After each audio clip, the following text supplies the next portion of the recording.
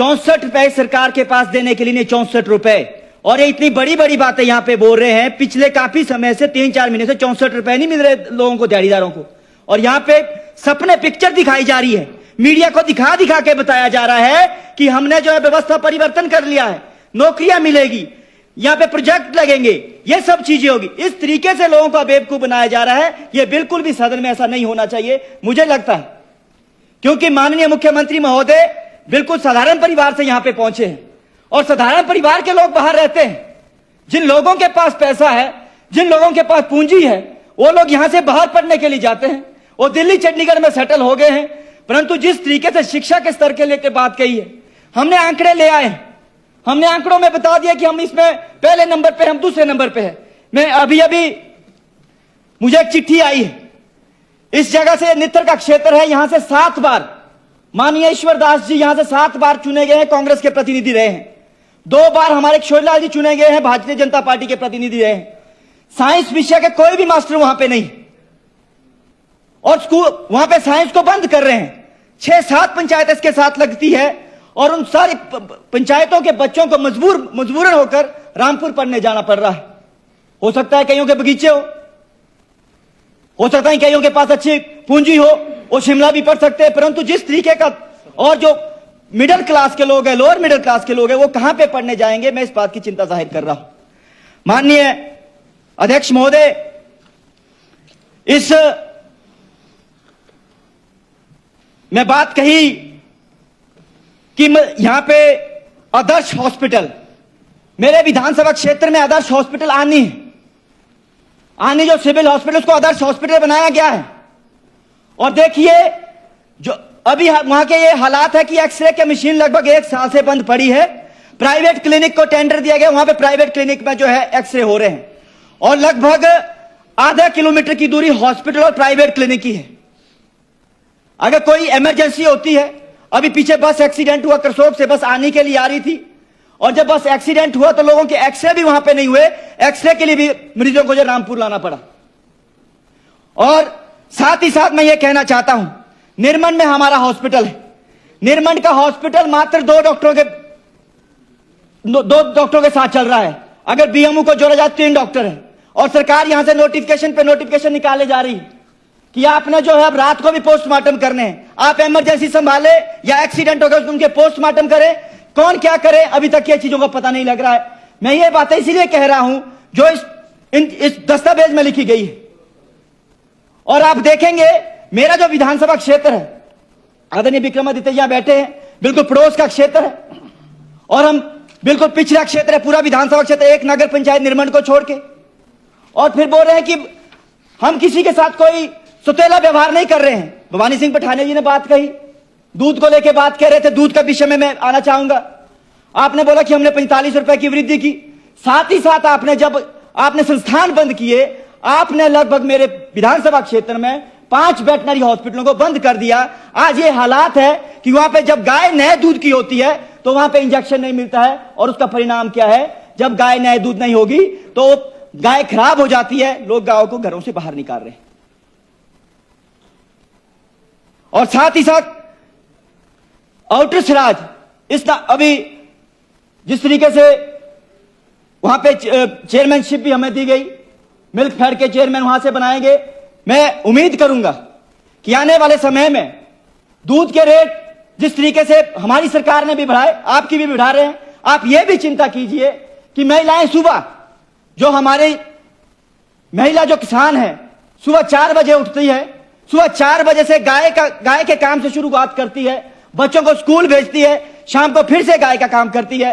परंतु जब मैं ये इंजेक्शन की बात कर रहा हूं, वेटनरी हॉस्पिटल की बात कर रहा हूं, तो आपने अभी तक वहां पे कोई भर्ती नहीं किया, हॉस्पिटलों को बंद किया है, उल्टा उन संस्थानों को बंद किया है। इसलिए अध्यक्ष महोदय, मैं आपके माध्यम से यह चाहता हूं कि जो बातें यहां पे पटल पे कही जा रही है कि हम कोई सुतेला व्यवहार किसी क्षेत्र से नहीं कर रहे हैं, मुझे बिल्कुल अच्छी तरह से मालूम है। और मैं हर दिन जो है इस चीज से गुजर रहा हूं, इस बात से गुजर रहा हूं कि मेरे क्षेत्र को लगातार जो है पीछे छोड़ा जा रहा है। आप देखेंगे इसके अंदर दस्तावेज के अंदर बात हुई आपदा की, समेज बागीपुल केदस की बात हुई, यहां पे 36 लोगों की मृत्यु हमारे समेज के अंदर हुई। और दुर्भाग्य देखिए, यहां से आला अधिकारियों को, डीसी शिमला और एसपी शिमला को वहां पे रखा गया, रेस्क्यू ऑपरेशन के हवाले रखा गया। वहां ग्रीनको कंपनी है, ग्रीनको कंपनी का प्रोजेक्ट है, ग्रीनको कंपनी पैसे देती है और इनके पास कुल्लू, मेरा विधानसभा क्षेत्र का इलाका भी उसमें आता है, जो ग्रीनको कंपनी ने पैसा दिया, कंपनसेशन दिया 2-2 लाख रुपए, जो जिनकी मृत्यु हुई है, जिनके घर चले गए हैं, जिनके पूरी तरह से घर गए, उनको 2-2 लाख रुपए दिए, और जो पार्शली डैमेज हुआ उनको 1-1 लाख रुपए दिया।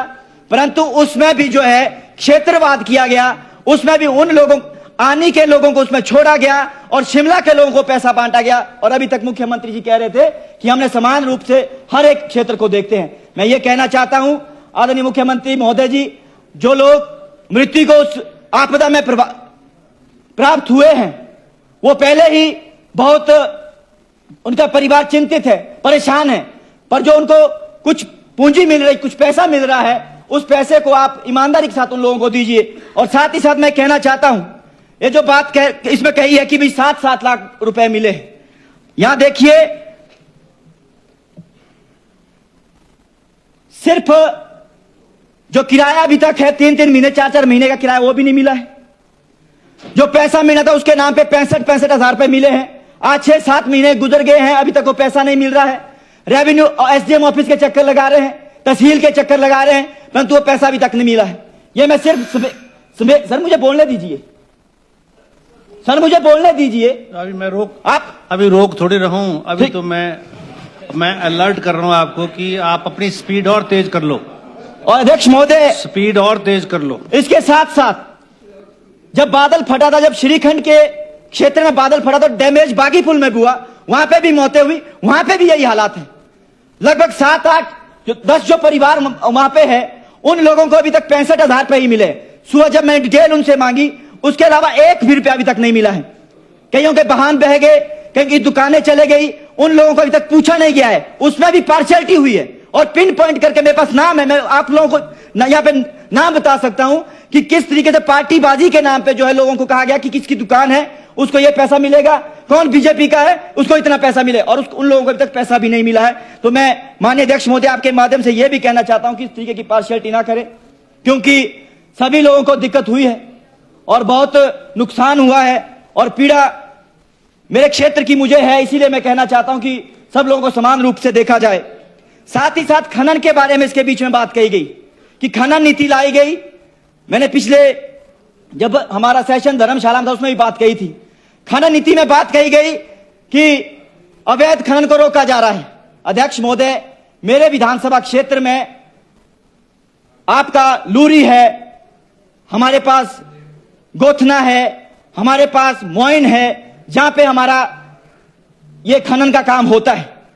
वहां पे जो किसान है जिनकी जमीन के अंदर जो है रेत निकल रहा है, उन किसानों को उसका फायदा नहीं हो रहा है।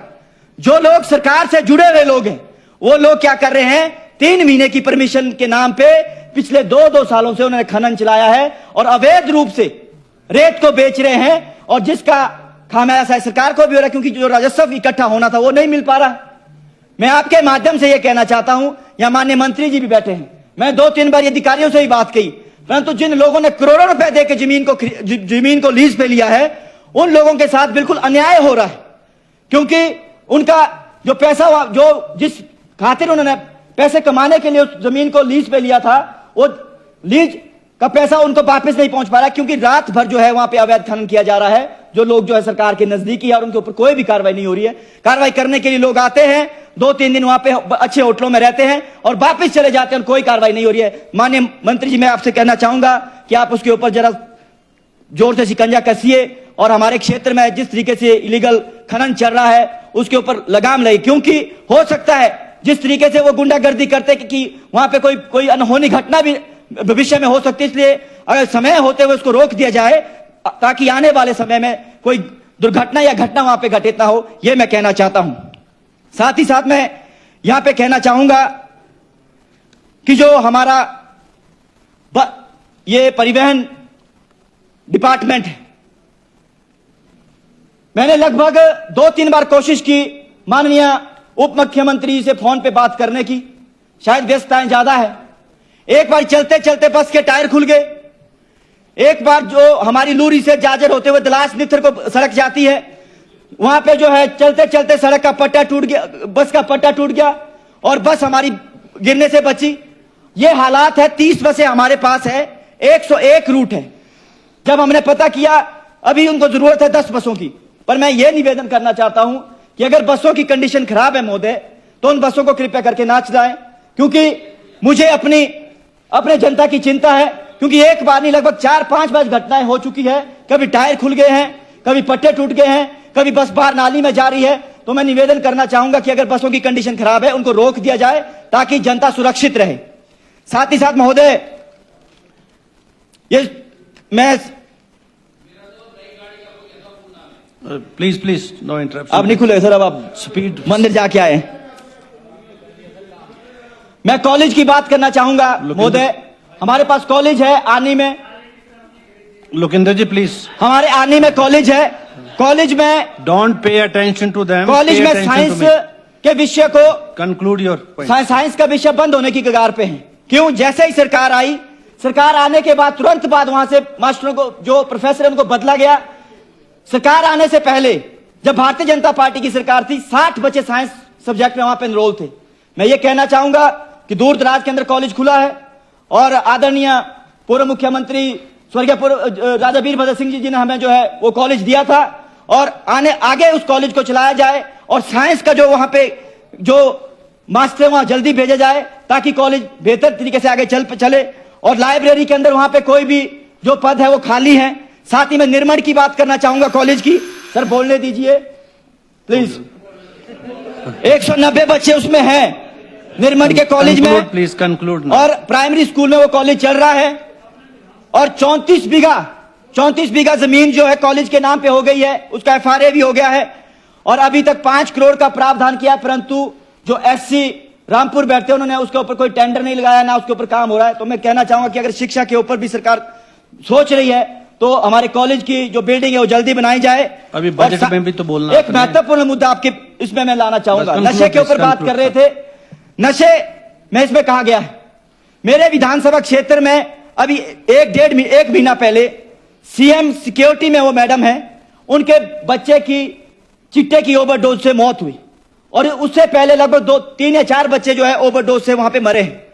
और सब कुछ मालूम है कि कौन चिट्टा बेच रहा है। पुलिस, मैं खुले तौर पे यहां पे कहना चाहता हूं, यहां पे सदन के अंदर, जब मेरी बात SP से होती है या वहां पे DSP साहब से होती है, उन लोगों ने जो चिट्टा बेचने वाले लोगों को अरेस्ट किया और 2 दिन के बाद छोड़ दिया। यह कैसा कानून है? हम इस विधानसभा सदन के अंदर बैठ रहे हैं, हम लोगों ने कानून बनाना है, यह हमें बताया गया। परंतु अगर हम ये नोक झोंक करते रहेंगे कि आपकी सरकार में ज्यादा चिट्टा बिका, आपकी सरकार में ज्यादा चिट्टा बिका, तो हम सही मायने में जनता के लिए काम नहीं कर रहे हैं। हम सही मायने में चिट्टे को नहीं रोकना चाहते हैं। मैं ये कहना चाहता हूं माननीय अध्यक्ष महोदय, क्योंकि जो जिस जगह पे मैं रहता हूं उस जगह पे आए दिन। Please conclude now. सर बढ़ा दो, टाइम बढ़ा दो। 15 नहीं, ऐसे थोड़ी बढ़ जाएगा। 15 मिनट आप बोल बैठे। और ये जो एक minute Lokendra please take your seat. Please take your seat. माननीय अध्यक्ष महोदय प्लीज टेक योर सीट। मैं अच्छा please take your seat please. ऐसा है कि चिट्टे के ऊपर माननीय राज्यपाल महोदय ने अभी भाषण से अलावा सबसे पहले उसका जिक्र किया यहाँ पर कि मैं प्रसन्न हूं कि मेरे द्वारा चलाया हुआ अभियान, जिसमें आप सब लोग शामिल हुए, सरकार भी शामिल हुई, प्रतिपक्ष भी शामिल हुआ, और वो आज जनता की आवाज हिमाचल प्रदेश में बना है। मैं प्रसन्न हूं कि चिट्टे के क्षेत्र में हिमाचल सरकार और पुलिस बहुत अच्छा काम कर रही है। अब उसके ऊपर तो चर्चा करनी नहीं चाहिए मेरे भाई। This is the comment from the honourable governor. तो प्लीज नाउ, आपने 15 मिनट बोल दिया और अभी कैबिनेट की मीटिंग है मेरा ख्याल, जो मुझे रिक्वेस्ट आई है। तो 5 मिनट 2 मिनट 5 मिनट नहीं, I want you to be a sir, मेरी चिंता ये है क्योंकि जिस तरीके से लोकेंद्र जी, जब मैं आपकी उम्र में था ना, इतनी स्पीड से बोलता था, 11 मिनट में सारी बात बोल देता नहीं, फिर सर लोगों को मैंने 16 मिनट दे दिया आपको। लोकेंद्र जी प्लीज आप बैठिए। आप माननीय अध्यक्ष महोदय, आपको अभी और ट्रेनिंग की जरूरत है थोड़ी। मेरी चिंता ये है कि जिस तरीके से नशा वहां पे फैल रहा है, और साथ ही साथ जैसे यहाँ पे लिखा गया कि इको टूरिज्म के अंदर जी हम नीति ला रहे हैं। इको टूरिज्म की नीति ऐसी ला रहे हैं, मेरे वहां पे जलोड़ी पास में तीन जगहों को चिन्हित किया गया, 3 जगहों को लीज पे देने की सरकार जो है मुहिम कर रही है, जबकि जलोड़ी पास और रघुपुरगढ़ में हमारे लगभग 200-250 बच्चे वहां पे काम कर रहे हैं, अपना प्राइवेट रूप से काम कर रहे हैं और पैसे भी देते हैं फॉरेस्ट डिपार्टमेंट को। बजट में बोल लेना, जब ठीक है ना, कंक्लूड करो। जब बड़े लोग यहाँ पे आ जाएंगे तो जिन लोगों का काम चल रहा है वो लोग नेचुरली वो लोग भी उस चिट्टे की ओर या भांग की ओर चले जाएंगे। और मैं माननीय अध्यक्ष महोदय, आपने मुझे यहाँ बोलने का टाइम दिया और टाइम भी बहुत अभी और भी मुझे बोलना था, 16 मिनट बोल दिया आप। और जो यहाँ पे आपने अभी जो अभिभाषण सरकार के द्वारा माननीय राज्यपाल महोदय से यहाँ पे बुलवाया गया, मैं बिल्कुल ये जो झूठ का पुलिंदा है मैं उसका विरोध करता हूँ, मैं इसके समर्थन में नहीं हूँ। धन्यवाद। Bhushan jewellers festival bonanza, lucky draw बदल देगा आपकी जिंदगी। 10,000 की खरीद पर गाड़ी, स्कूटी और सैकड़ों इनाम जीतने का मौका। तो आज ही विजिट करें भूषण ज्वेलर्स सोलन। हिमालय की गोद और देवों की धरती में बसा रूट्स कंट्री स्कूल शिक्षा के साथ संस्कार और स्वास्थ्य का एक ऐसा मंदिर है जहां देश ही नहीं विदेशों के छात्र भी गुरुकुल जैसी शिक्षा ग्रहण करने आते हैं। नारकंडा से 15 किलोमीटर की दूरी पर मौजूद यह शिक्षा का मंदिर कर रहा है आपका इंतजार।